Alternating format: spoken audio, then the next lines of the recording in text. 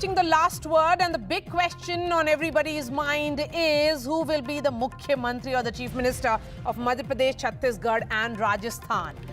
The BJP is in a huddle to pick the next Chief Minister for the three states it won on Sunday. Meeting is currently underway at the Prime Minister's residence with BJP brass in President J.P. Nadda, Home Minister Amit Shah in attendance. And I'm going to go straight to 7 LKM from where my colleague Himanshu is joining us live. Himanshu, what are the considerations for the BJP? You know, region, caste, what are the issues that they're keeping in mind when they will be announcing their next chief ministers? And when are the observers likely to go to the capitals of these states to conduct the legislature party meetings? Well, Marya, it has been more than 48 hours since the results were announced.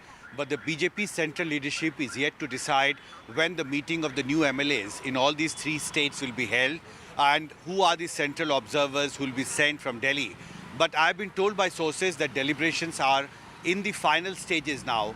And Prime Minister Narendra Modi, when he met BJP President J.P. Nadda, this was, of course, is believed to be one very important subject on which a very detailed deliberation has been held.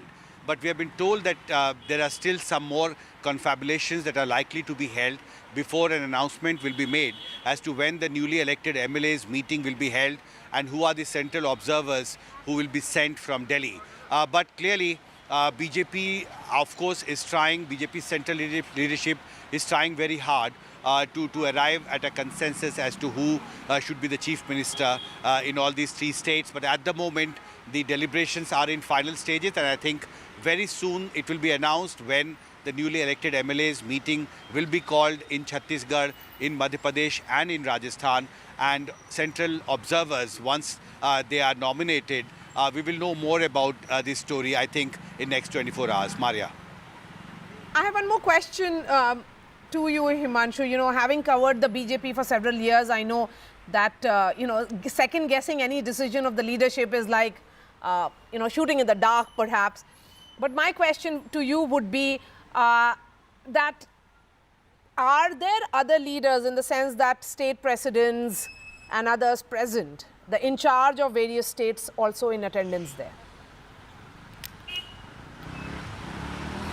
That's right. See, deliberations of this kind, when it is held, of course, the effort is to build up a consensus on the probable names.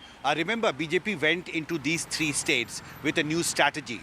There was no candidate who was announced as the CM candidate by the BJP central leadership in all these three states. In previous elections, we have seen that BJP central leadership has been very decisive, and even before the election process had started, the name of the CM candidate had been announced in several states. But this time, this seems to be a new BJP strategy. No names were announced either in Rajasthan or in Chhattisgarh or in Madhya Pradesh. And that perhaps makes the entire process of electing a new chief minister that much more interesting and that much more important as well. Because there are, of course, caste considerations, regional considerations. There are several considerations that are being deliberated on now. But the fact that BJP central leadership had decided not to nominate a leader as a CM candidate in these three states clearly means that at that point of time, they didn't want to put up or prop up any particular name before the elections. But now, as I said earlier, it has been more than 48 hours now. But the deliberation, the process to select a name, build up a consensus around one name, I think that process, that internal deliberations in the BJP between and among the central leadership and the state leadership, I think is still on. But sources have told us that in next 24 hours, of course, an announcement is likely to be made as to when the newly elected MLAs meeting will be held in these three states and who are the leaders who will be central observers who will be sent to these three states to talk to the MLAs and arrive at a consensus name for the new chief minister's post in all these three states. Marya. All right, Himanshu, appreciate your time. Thank you so much for joining us. And shifting focus to the questions that are there for the Congress party. Is the Congress party misreading its electoral losses and successes and then perhaps fighting a battle on a wrong pitch against the BJP? The Congress was confident of retaining Chhattisgarh, but instead the BJP regained the state with the largest seat share and vote tally since the creation of Chhattisgarh. In Madhya Pradesh, the BJP retained power with its highest ever vote share. And in Rajasthan, the Congress's hope of Chief Minister Ashok Gehlot's magically defying the weight of electoral history failed. The India partners are gunning for the Congress. The alliance meeting has been postponed. Within the Congress, where does the buck stop?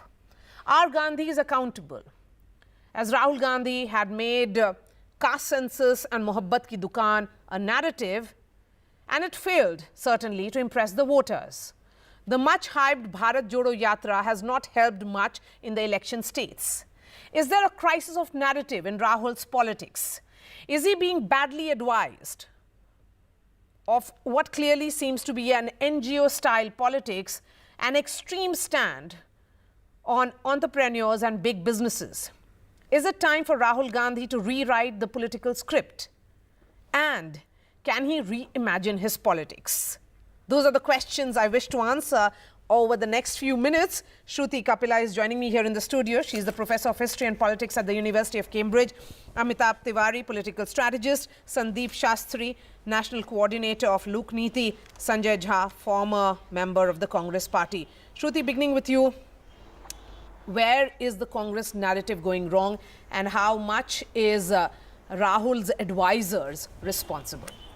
I wouldn't say anything about his advisors, but I think what has been clear is that some of the stuff works in certain contexts. I think it is fair to say that there has been an appeal for the Congress, and even in terms of voter share, they've managed to retain a fair number of their votes. So they have not really been trounced. Having said that, I think the Congress lacks a clear set of ideas which people can be committed to, that are attractive, and above all, it lacks the kind of organizational structure which can be repeated election campaign after campaign. So it's rather quite, as it were, you have a kind of movement which you had with Bharat Jodo Yatra, which was then, as it were, I wouldn't say it frittered away, it wasn't carried on into an organizational structure.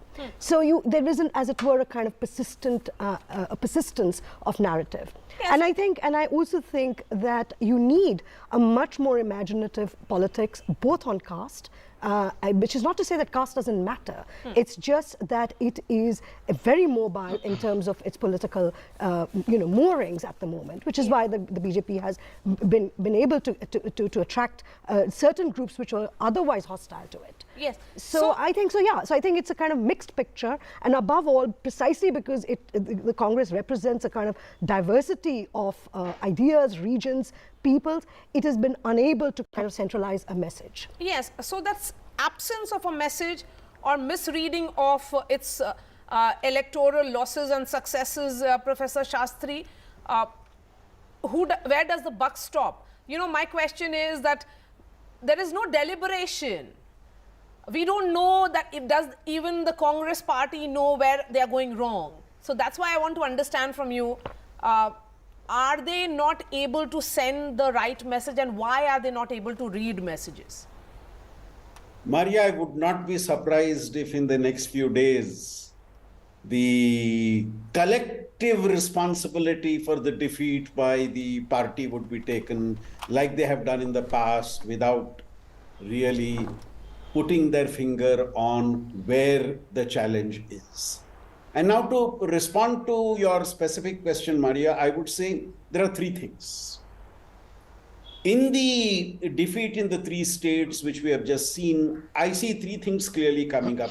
For number one, that hunger, that desire, that urge to win, which you see so visibly in the BJP, is somewhere not present in the Congress party. You don't see that hunger to win. In Madhya Pradesh, they snatched defeat from the jaws of victory. In Chhattisgarh, they allowed a mandate to be frittered away. So that's for me the first point, that hunger to win is missing. Point number two, in some ways, has the party alienated itself from the younger segments of society? What we are consistently seeing is that the less than 25 age voter group is much more aligned to the BJP than to the Congress. So is the party doing enough to attract the younger voters? Does the party have faces who appeal to these younger voters? Now, this I think was an important question in Madhya Pradesh and Rajasthan. Where was that second line of leadership which was needed?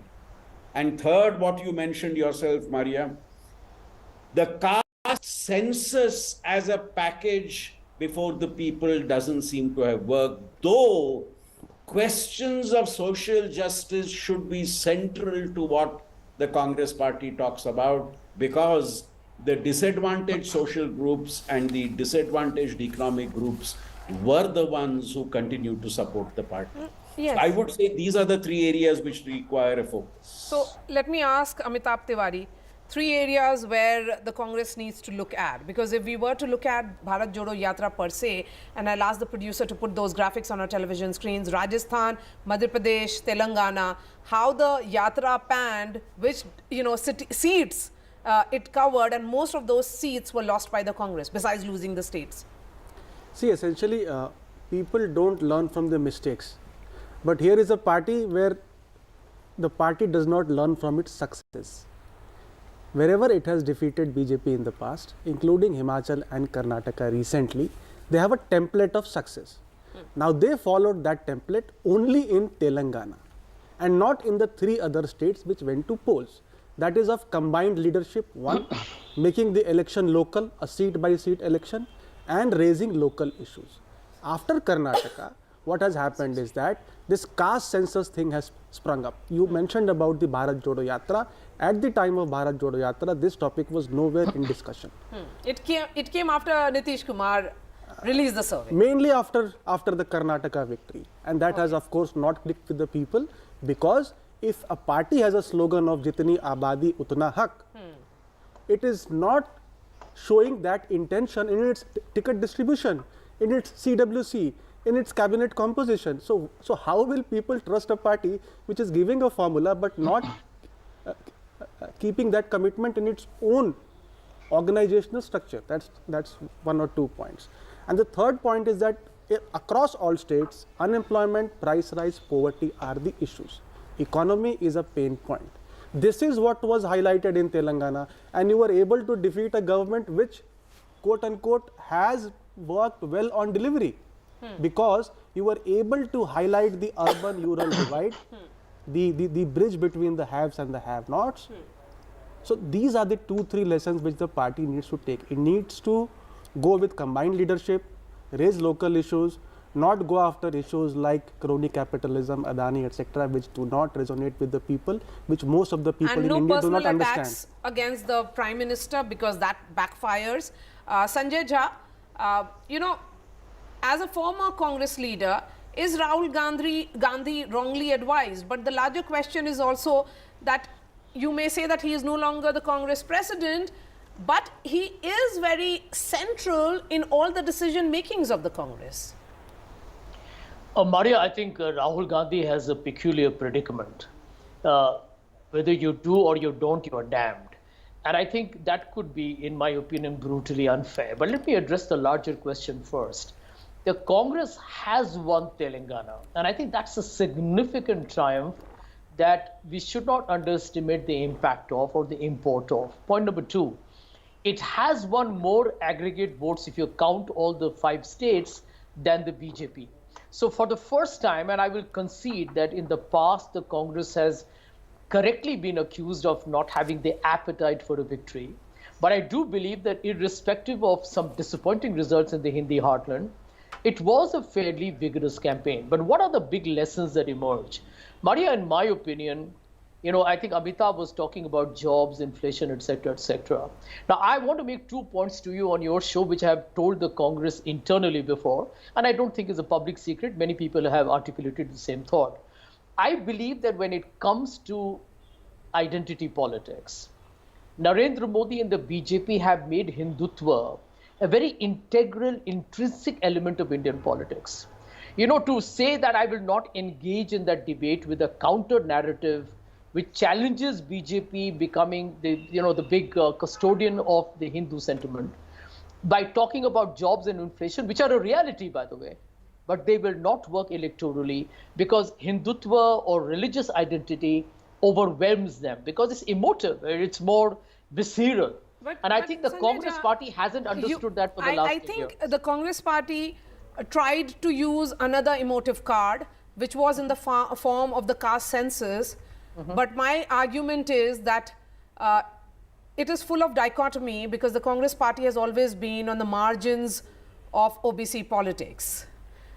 And that is the reason why its Marya. sincerity was questioned, Professor Sandeep Shastri. And, while we look at, the country needs a strong opposition. Yes, and a weak Congress also means that the manner in which India bloc is constantly questioning and they are not ready to engage anymore. So Yeah. the larger question is, where is the democracy of the country headed if someone who is making those, who is leading a very, very negative narrative in a narrative, in a competition of narratives? Marya, let me Professor just Shastri answer. first. I'm coming to you. Yes.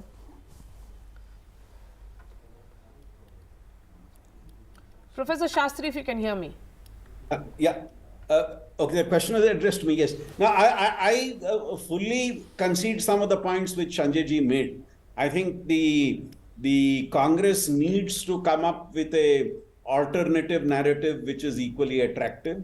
And what I'm arguing, Marya, is social justice as a plank is very critical given the support base that the Congress has. But what I'm saying is that support base which they have and the social justice plank which they must use needs to take a much more creative form which will appeal to public sentiment and not merely through the propagation of a caste census is the point I'm trying to make. And the other point which Anurag ji made, which I think is very important, the Congress has won when at the state level collective leadership has been a part of their agenda, a part of their electoral campaign. We did not see too much of that in Rajasthan and in Madhya Pradesh. We had individuals leading the campaign there, and that in a sense exposed the lack of unity within the party, the lack of the presence of maybe a second line of leadership to campaign along with those who were projected by the party. Okay. A quick word from you, 30 seconds. Let's start wrapping up this discussion. Sanjay Jha, Amitabh Tiwari, first to both of you and then the final words to the women on the panel. See, I think, sorry. That's okay. Yes, please, No. go ahead. No, please, ma'am. No. No. She'll get the final words. So, Yes. fine, sorry. So Sanjay ji is a very good friend and I really look up to him. But I think to say that it is a victory of Hindutva is a very simplistic explanation or assessment of the entire electoral victory of the BJP in the 3 states. And that is where the Congress goes wrong, because you use the word deliberation after loss. I am saying a deliberation is required even before you go into a war. When you go into a war, you need to do a SWOT analysis. What did BJP do? That we are on the back foot in Madhya Pradesh, Chhattisgarh we are losing, Rajasthan we might win because of Rivas. So let's try to adopt different strategies. And what did Congress do? We are winning MP from day one. We are winning Chhattisgarh from day one. Even the Congress president is saying, giving false hopes to their cadre and leadership, which led to overconfidence and this overall defeat. Complacency. Sanjay Jha, does that stem from the top? Marya, I will repeat my point. With due respects to Amitabh, I respect him too. You look at what Kamal Nath and Mr. Baghel and Mr. Ashok Gehlot did in their states. They were playing to the soft Hindutva card. And that's my point, that your response to the BJP has to be more ideological, and it cannot be these, tactical, opportunistic games. They will not work. That's my point, and I stand by it. But the larger point that I wish to make here, I think, if you read Sun Tzu and the Art of War, it tells you that if you're winning, you should say that you're losing. And if you're losing, you should say that you're winning. I think the Congress party made a terrible mistake in its political communication to give the message that Madhya That's Pradesh and Chhattisgarh is in the fascinating, bag. Shruti Kapila. Now Yeah. it's about Sun Tzu. No, I'm going to duck that one. I actually think there is a real opportunity here for the Congress to remake a new politics around inclusive India. But I think the Mandal politics is saturated over, including those parties which actually represent that, especially in the Hindi heartland. I think it would be a mistake to give up on the Hindi heartland, especially when there is a generational crisis, whether it is in SP, whether it is even in JDU. And I think the problem is that it has not been able to reimagine a new politics of caste precisely at a time when it is required, because the BJP really has responded to that. It really has responded to the OBC as well as the Dalits. I mean, look at the Dalits have voted in large numbers to the BJP. Okay. So I think they've pointed to the right problem of caste, but the problem is that they're looking to the 90s when the world is now 30 years down from there. Yes. And I think that you're going to have to kind of think about a new, as I said, new set of ideas which are attractive and which are reproducible and which people can rely on. Absolutely, Shruti. Thank you so much for your time, Shruti, Amitabh here in the studio, Sandeep Shastri and Sanjay Jha. We are shifting focus to our newsmaker who's joining us live, Karti Chidambaram, Member of Parliament of the Congress Party. Mr. Chidambaram, I appreciate your time. The debacle in 3 heartland states that you had won in 2018, you lost this time around. Is there an understanding within the Congress that Rahul Gandhi perhaps champions issues that really do not resonate with masses? You know, for example, caste census. So these are issues that do not connect with masses, and that's the reason why one loss after another. No, I think the word debacle is a very harsh and in my opinion, erroneous word. You don't call a party which loses elections by 1 or 2% votes that they faced a debacle. You got to look at each state, look at the statistics of each state, analyze the granular data, and then come to some sort of conclusion. I don't have any first-hand knowledge of handling the elections in these 3 states. They were all helmed by people way senior to me and way more experienced than me. 2 are sitting chief ministers. One is a former chief minister and a union minister who headed the state elections. I don't believe there was a common narrative among all 3 states. I always believe that every state election, every assembly election in India, in all the 30 states of India, are different, and there is a reason why political verdicts happen in each of the states. While you talk of the 3 states, you must also talk about Telangana. But in Madhya Pradesh, I agree, the delta between us and the BJP, which won the election, was a little larger than anybody could have even anticipated. None of the opinion polls or exit polls even predicted that kind of a delta. But in the other 2 states, if you notice, in Chhattisgarh and Rajasthan, the delta was very, very small. And in a first past the post system, as we have in elections, even a small delta gives you a disproportionately higher number of seats.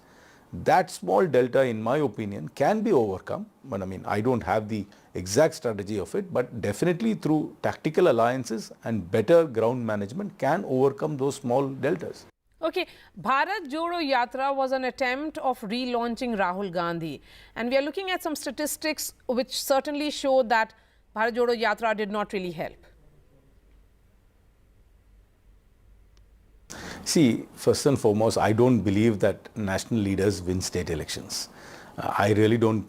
Even with respect to the Prime Minister of India, I know he's very popular in the northern parts of India. I don't think he wins state elections. State elections are won because of the factors there. It's won because of the politics there. It's won because of the ground main the parties carry forward. National leaders can only add a little oomph to it. They really don't win the election themselves. So to somehow to say that the Bharat Jodo Yatra traversed to this and you did not win a state, I think it's a very erroneous kind of an analysis. If our ground game is good, if we have a connect locally, and people vote in state elections for different reasons, and they vote for national elections for different reasons, and the choice they make. So I really don't think that we should be connecting the route of the Bharat Jodo Yatra and saying that you lost this election in spite of the Bharat Jodo Yatra. That, in my opinion, is a very erroneous assumption. See, hear me out. Rahul Gandhi, as far as the Congress party is concerned, is definitely leader number one. He has won over the minds and hearts of the average Congress worker, and that's what matters within a political party's leadership. He is the undisputed leader in the hearts and minds of the average Congress worker throughout India. There is no dispute about it. I don't think there is any Congress worker, the unsung, unheralded, sincere Congress worker who wants anybody else other than Rahul Gandhi. Okay, my last question to you, this binary of North versus South that has begun. How do you see it as someone who comes from that part of India? And the question is, isn't this really divisive? No, not at all. We are not dividing the country at all. Where is this North versus South binary? I think people are suddenly coming up with this new narrative. I don't know. Nobody is suggesting that. It is a fact that the Congress seems to have greater electoral success in the South. Doesn't mean we are dividing the country. I mean, if anybody is dividing the country, it is the BJP which is dividing the country on polarizing the country on religious lines. And look at the by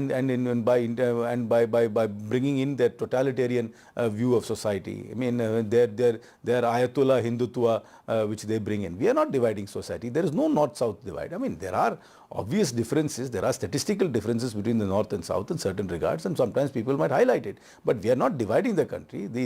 Nobody is questioning the union of India. Nobody is questioning the integrity of India in any way. I don't know where we are getting this. I mean, I'm actually surprised that this narrative is being spun in the last couple of days. From where is it coming from? I mean, where is the Congress party or anybody else saying that we are different from the North? We are one people. Yes, there are differences and there are grouses. The South has grouses. Because we believe sometimes that our linguistic identity or cultural identities are a little bit obliterated by the majoritarian view. But that does not mean we are trying to divide the country in any kind of there's no Mason-Dixon line in India between North and South. We are not doing that. All right, Karti Chidambaram, not doing that at all. Yeah. Really appreciate your time. Thank you so much for joining us. That's all from me. I'll be seeing you tomorrow. Thanks so much for watching.